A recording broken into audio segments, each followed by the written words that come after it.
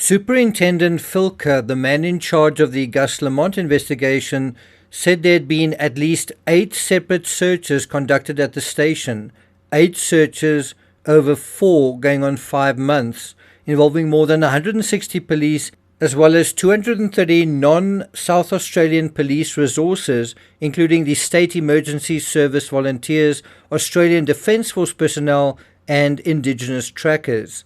That's a total of almost 400 individuals looking for Gus, and there are probably more involved in the back end, passing through data sets and analysing footage, photos and statements. But there was a way to have searched for Gus once, reached the same conclusions that have been drawn now, and possibly also found Gus all on day one. Anyone know what it is? It was something we observed and mentioned right in the beginning. I got nightmares in my head, I fear thoughts build up until I can't feel. My mind fills up into a creature, and it haunts me somewhere much deeper. I got nightmares in my head, I fear. What tool could the South Australian police have used from day one and gotten far better answers far sooner? The answer, of course, is dogs. Not just any dogs, but specialized scent dogs such as bloodhounds and cadaver dogs.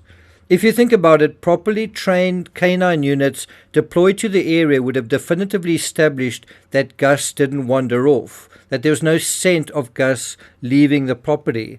That is on day one. And if Gus was buried or hidden in the area, including inside the homestead, well, these dogs would have found him on day one.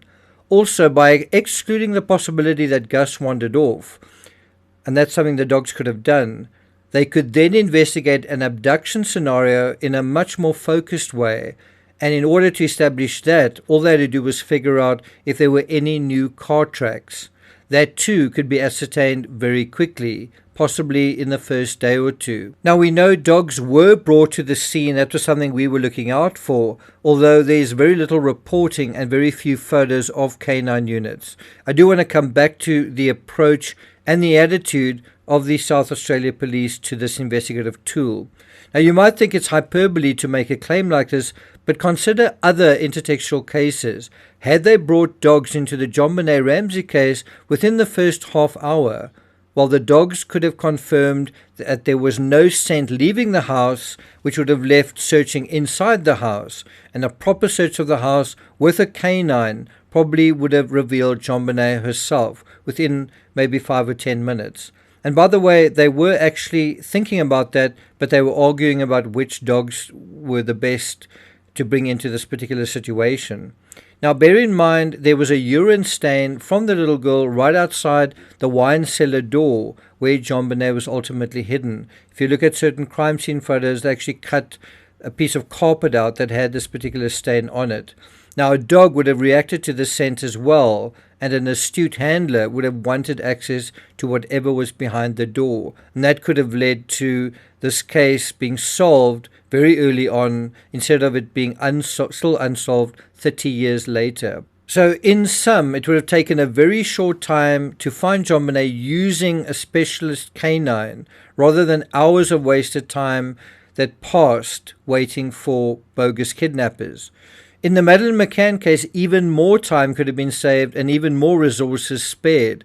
In that case, dogs alerted about 4 months after the incident to multiple possible blood and cadaver traces, not only in the apartment, but outside beneath a balcony, in the vehicle, to the vehicle's key, on certain items of clothing, and on one of Madeleine's toys found in the villa. And that toy was in a separate accommodation the McCanns rented after leaving the Ocean Club. Now, check out this article published in the Herald Sun, one of Australia's local papers, and it's on the use of dogs. It's a great article by Andrew Rule covering various cases, including Gus Lamont, but it's just several months too late. Gone without a trace, why won't Australian police bring in the dogs? Well, just so. Now, I disagree, though, where he says that the cops could have belatedly embraced this search strategy. Instead, I would submit that it needs to be used at the earliest possible moment in a missing persons case. Bear in mind that early on, you can have very fragile scent traces that are in place. And the more people that come there, the more that scent can be destroyed or contaminated or diluted until it becomes diffuse and actually disappears. If a specialist canine unit had been used in the Gus Lamont case, it would have been completely unnecessary to search those hundreds of square kilometers for a child that didn't wander off. Didn't wander off in the first kilometer, let alone the second, third, fourth, fifth, or even further afield. So one has to ask, is this an Australia thing? Because in the USA, there seems to be a far greater respect for the efficacy of canines as a police tool, though this naturally varies from state to state. I know when I visited Australia, I was in a line of travellers at the airport and they were using drug sniffer dogs. And I still remember the dog paused on a white stain on my bag strap. And it was actually a stain made by sun protection cream, but I remember breaking out in a cold sweat when that happened, when the dog seemed to get pretty interested in it before moving on. So it's not that the Australians don't use dogs at all, but according to the Herald Sun, dog training expert Dr. Kobe Webb says that Australian cops lack properly trained specialist canines. This is an excerpt from the article. Webb says Australian police forces are known for their good all-purpose police dogs, mostly German Shepherds, but she was unaware and mildly surprised that Australian police to date have not produced successful specialist tracker dogs, regardless of breed. They do not have to be bloodhounds, she points out. I'm not picky about the breed. It's a case of whether the individual dog has the drive to focus on a particular scent without being distracted.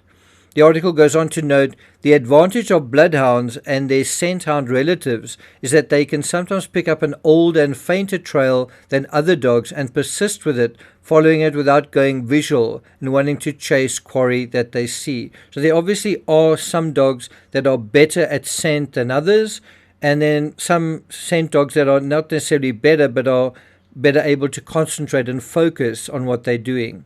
One advantage of a dedicated scent dog is that if provided with the correct target scent, they can follow that odor to wherever it stops, which means that hounds can follow lawbreakers to where, for instance, their getaway car was parked, which gives investigators direction of travel, an accurate starting point for locating footprints, tire marks, and footage from nearby surveillance cameras. Hypotheticals are often dismissed, as we've seen in this particular case, but it's not hard to see the likely upside of having well-schooled scent hounds at a suspected crime scene in the first hours before searchers and investigators have hopelessly contaminated the area, including trampling the scene. Narrowing the search field by indicating direction of travel is the first and best probability. Now, the Herald Sun also notes that by using a specialist canine unit on day one, in the Lamont case, the Gus Lamont case, this could have prevented the need for 8 mammoth searches.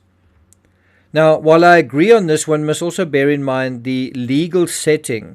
Jurors might not accept the efficacy of scent dogs and may not be aware of the efficacy of scent dogs, and also a good defense lawyer might successfully argue case law that casts doubt on the success of scent dogs, as Madeleine McCann's father, Jerry McCann, attempted to do by citing the Zapata case. Have a look at this headline. McCann's will use U.S. evidence, this is evidence relating to cadaver dog searches, to challenge scent of death in their case. Kate and Jerry McCann will use a legal ruling in the U.S. to counter the only evidence put to them during police questioning, the discovery of a scent of death. Now, in the McCann case, arguably the only evidence the police found was scent traces, although DNA tests in the vehicle determined these scent traces belonged to an undetermined member of the McCann family, including what could have been Madeleine's brother or sister. Now, the DNA sample was too small to be 100% certain who it was. In any event, Jerry tried to use the famous Zapata case to prove that cadaver dogs aren't always right. But then there was a nasty twist to the Zapata case. Anyone know what that twist was? Well, if you want to know what it was, watch this video. I'll put a link in the description, but you can wait till the end of the video for the link to appear on screen. And please do let me know what you think of this twist in the comments. as well as whether you personally believe in the efficacy of cadaver dogs. Do you know what their success rate actually is? Well, I'm not going to take it further than that. I hope you're enjoying your weekend, and I'll see you guys next time.